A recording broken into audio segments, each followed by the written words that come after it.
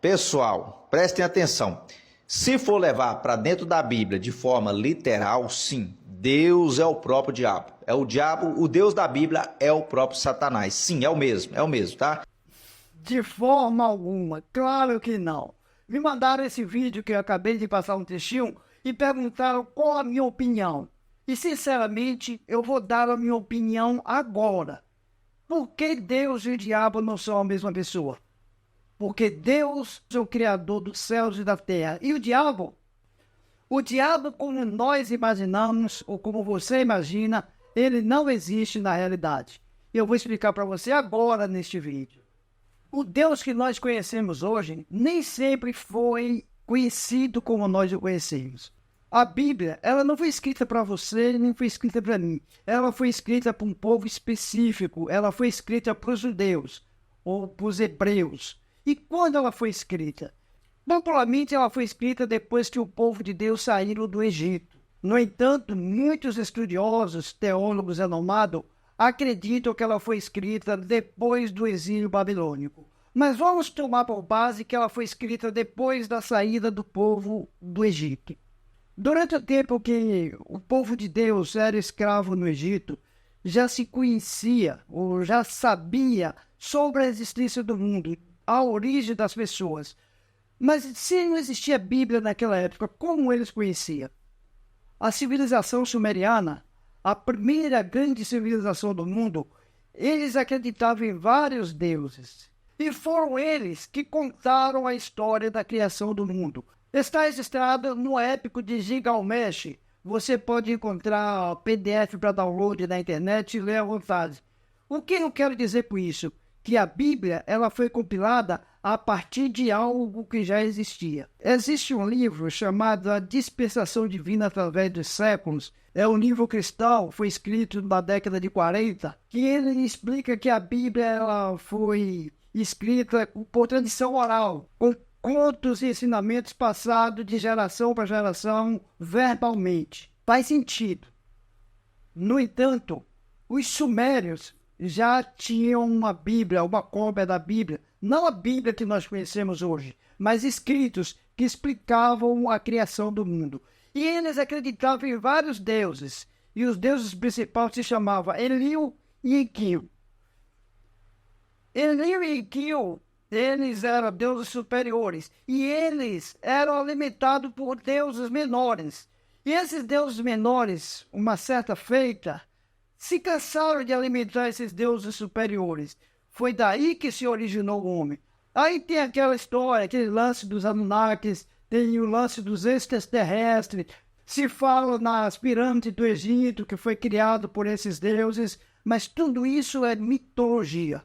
E o povo que estava escravizado acreditavam nisso. Então, quando Moisés resgatou aquele povo do Egito, ele quis mudar a cultura desse povo. E a cultura de um povo não se muda de um dia para a noite. Foi aí que Deus, o Deus que nós conhecemos hoje, o Criador do céu e da terra, inspirou Moisés a contar a história do Gênesis, usando essas características, usando essas... Não é copiando, é usando aquilo que o povo já conhecia para compilar a Bíblia como nós conhecemos. Por exemplo, a história da serpente.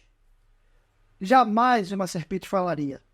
No entanto, aquele povo acreditava que a serpente era um deus, não um deus sumeriano, mas um deus egípcio, e que um deus poderia falar. Então Moisés usou essa lenda, usou esse argumento para fazer o povo acreditar que a serpente falou com a mulher, porque a mulher era tida como nada naquela época. Por exemplo, um homem possuía um camelo, uma ovelha, uma cabra e uma mulher. Mulher era propriedade. Isso quer dizer o quê? Que a Bíblia é um livro feminista. Não se escandalize com isso. Eu não estou falando desse feminismo que existe hoje. E aquele povo, eles foram educados por Moisés a desacreditarem naquelas lendas, naqueles mitos sumerianos, e passarem a acreditar no Deus Criador dos céus e da terra.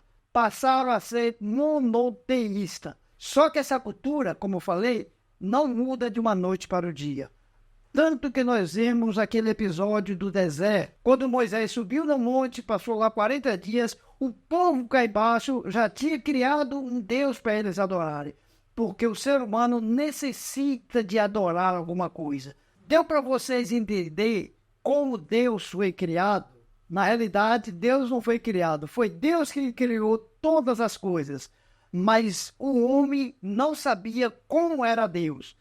Foi Moisés, inspirado pelo próprio Deus, quem mostrou para nós hoje como é Deus. E segundo essa teoria, e muitos crentes que existem hoje pregando umas coisas que não tem nada a ver, a tendência é no futuro as pessoas deixarem de acreditar completamente em Deus. Agora, e o diabo? Quem é o diabo? Aquele camarada daquele vídeo que eu passei no comecinho, ele usa Isaías 45:7 para dizer que Deus e o diabo são a mesma pessoa. Só que ele esqueceu de ver o contexto.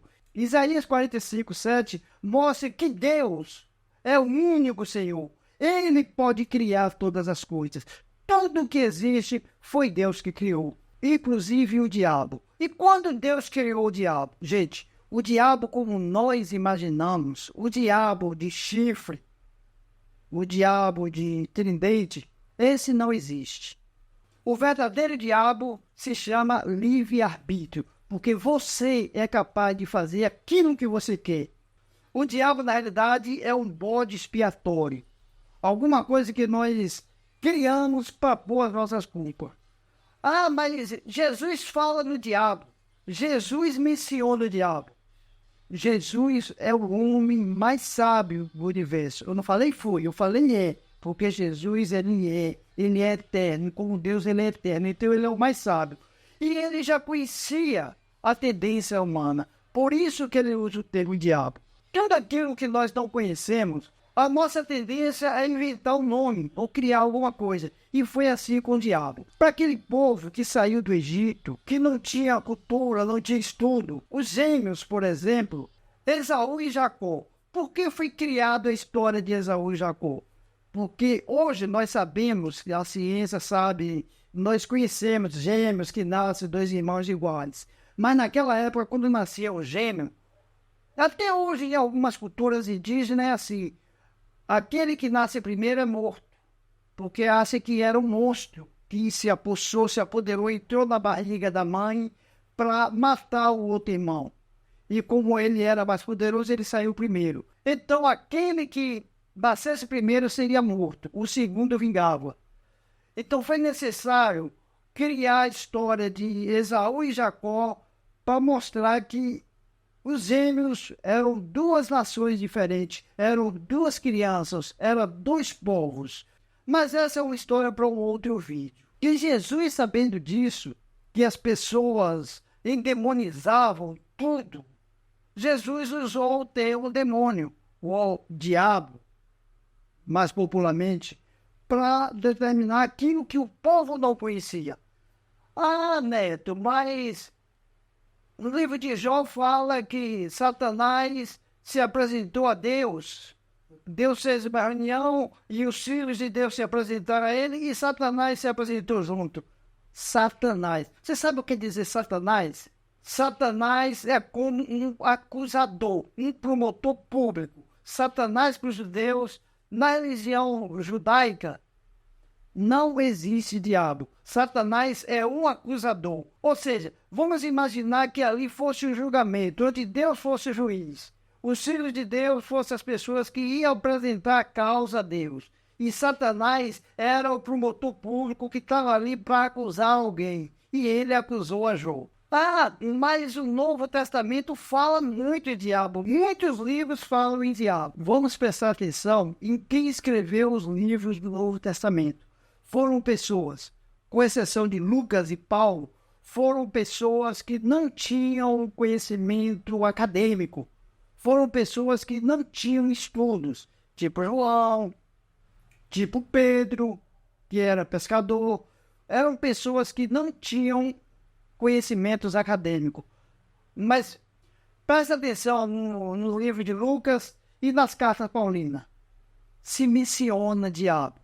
Inclusive, aquilo que nós pomos a culpa do diabo, Lá em Gálatas, Paulo fala que são as obras da carne, lascívia, impureza, blá, blá, blá, blá. Obra da carne é aquele pecado que você comete conscientemente, através do livre-arbítrio. Você escolheu pecar e a culpa você põe no diabo. O diabo, na realidade, é um bode expiatório. Você não é obrigado a acreditar. Eu não sou o dono da verdade. Mas pesquise, vai a fundo. Não fique apenas com aquilo que os pastores pregam da igreja. Eles pregam o que lhes é conveniente. Valeu? Beijo no coração.